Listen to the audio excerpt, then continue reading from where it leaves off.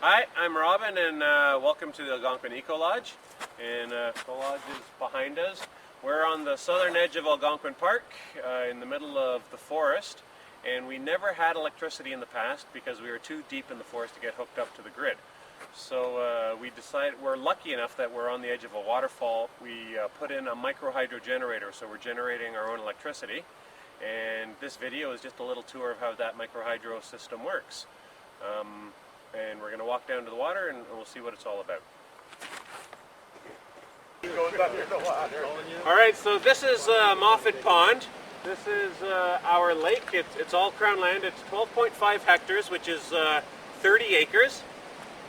100 years ago, this was just a river and a pond, but 100 years ago the loggers came in and they dammed it up and made it into a lake, and we're making use of the dam and all the stuff that the loggers did 100 years ago. So we're making use of the history of this area. And what we have here is we've got a pipe that goes into the lake about 50 feet. And you can actually see right where the edge of the ice is, where the moving water comes. That's the intake. And then just over to the side right at where the dam is, we have our intake. So we have a cutoff valve and a bleeder valve for the pipes, which you can't really see the pipes from here, but you can see our cutoffs. And so we have a big 500-pound screen at the end of our intake with 2.5 millimeter holes to keep all the fish out, to keep all the weeds and sticks and everything. One of the things that we had to do while we're getting permits is make sure that we actually didn't go into the water while we're building all this. So we had to keep any machinery and all the pipes and everything out of the water. And one of the ways that this is nice and eco-friendly is that all the water that we're taking out of the lake here is just bypassing the waterfall, going through our turbines, and then right back into the river. So the water in and the water out, it's all the same. We're not actually doing anything, and we're not affecting any fish migration or anything because it's a waterfall. The fish couldn't actually come up through the waterfall and through the dam and all that kind of stuff too. So anyway, we'll start going downstream.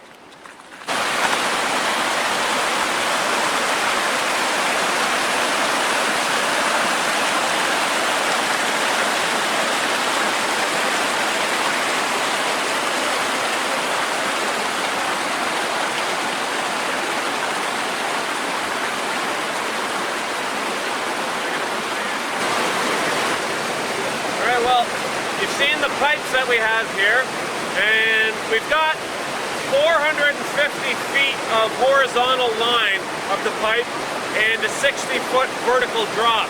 So that's what's actually giving us the power for the hydro.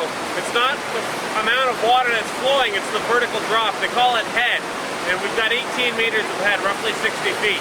So one of the things I was actually kind of concerned about when we were building this little project was how much noise it was going to produce, because we're an eco lodge, we're in the middle of the forest, we've got the nice sound of the waterfall, the trees with the wind and the birds. I didn't want to have like a constant hum of generators, which is why we don't use gasoline generators at the lodge, because all you can hear is the exhaust running from the gas powered generator. So if you have a listen now, we're only 5-6 meters away from the powerhouse where everything's happening, and if you listen, you can't hear the generators at all. Have a quick listen. Now we'll go down and I'll show you how much water we use, and then we'll go in and you can hear how much noise they're producing. They do produce noise, but from inside the building to out here when the doors close, you don't hear anything. But for the size of the pipe, we use surprisingly small amount of water. And here, the back of the building isn't finished, so it's not so pretty, so I apologize for that, but you can still see how much water we're using. There's two pipes. The one pipe is for our 8 kilowatt turbine. The second one is our 4 kilowatt turbine. That one's not actually on right now, which is why there's hardly any water coming through there. But with the 8 kilowatts, that's all the water that is being used. And I'm thinking this is going to be a fun spot in the summertime for coming down and having a shower and hanging out and a little water massage. So we're down here at the powerhouse, and this is where the water comes in, goes through the turbines, and then gets converted to electricity, which gets sent back up. But to talk about that, I'll let Phil from SOS Contracting. He's our alternative energy expert here in Maynooth, and he can talk about how the whole electrical components work.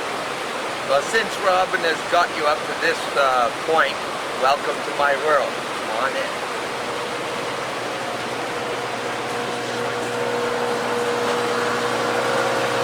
This is the turbine room.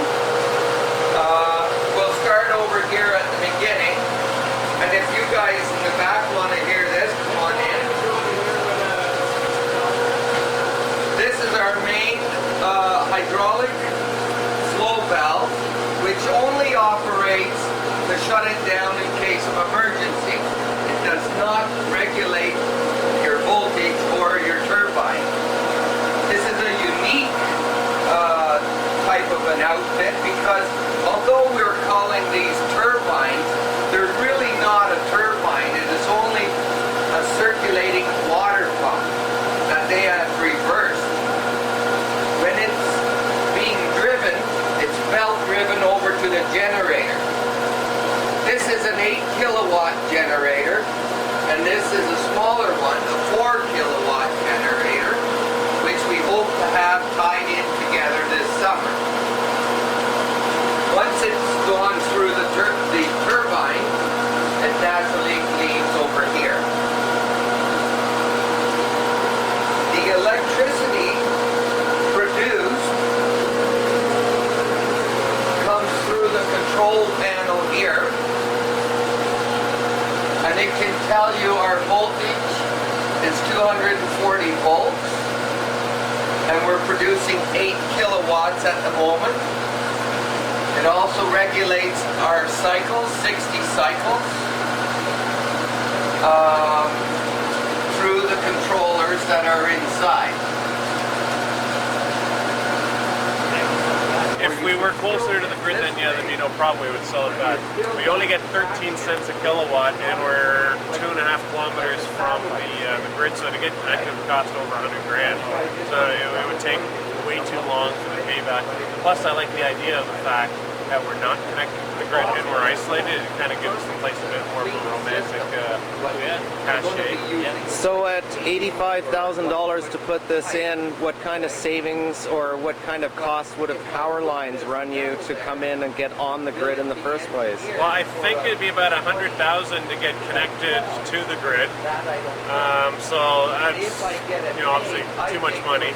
And what we're saving in power and stuff, we save a couple $1,000 in firewood that we use for heat. We'll save a couple $1,000 in propane, which is what we were using for the fridge and the lights and the hot water and all that stuff. So I'll probably save maybe $4,000 a year, which isn't a lot, but what we're hoping we'll get our investment back is because we've been able to make the lodge a lot nicer by putting in nice bathrooms and showers and reading lamps and stuff, that we'll get more tourists coming and more repeat business. So our hope is that we make our money back from increased revenue.